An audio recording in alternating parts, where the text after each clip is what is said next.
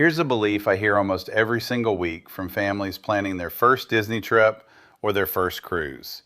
We would love to use a travel advisor, but we cannot afford the extra fees. I want to bust that myth right now because that one belief is actively costing families hundreds of dollars per trip, and it is completely backwards. I'm Mark with Adventures by K&M. Stay with me for the next 6 minutes, and at the end, I am going to give you the actual number of what families leave on the table by going it alone. It will surprise you. So where does this idea come from?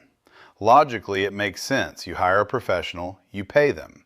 That is how most of the world works. But the travel industry does not work that way. Disney, cruise lines, all-inclusives, they build advisor commissions directly into their pricing structure. That commission exists whether you book through an advisor or book directly yourself.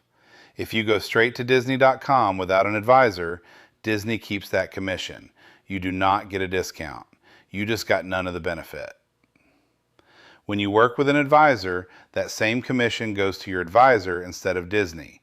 You pay the exact same price either way, but now you have someone in your corner.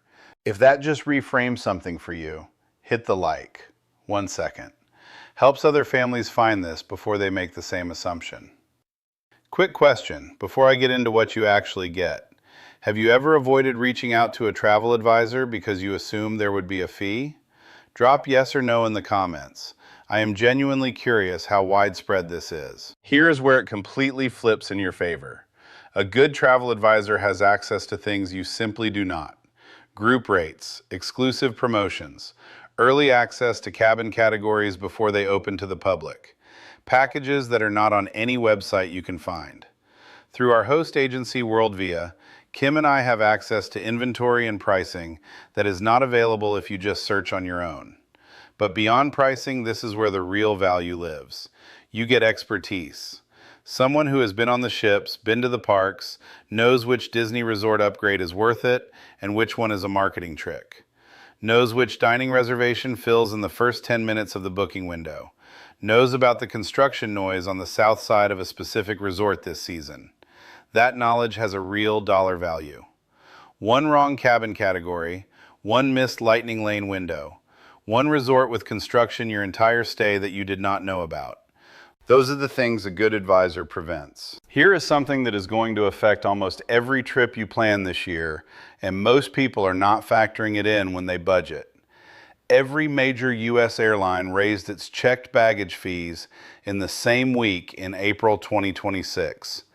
Delta, United, Southwest, American, and JetBlue all moved at the same time. Increases of around $10 per bag have become standard across the industry. That is the kind of thing we break down on this channel every single week. If you want more of it, subscribe. New video every Monday through Saturday.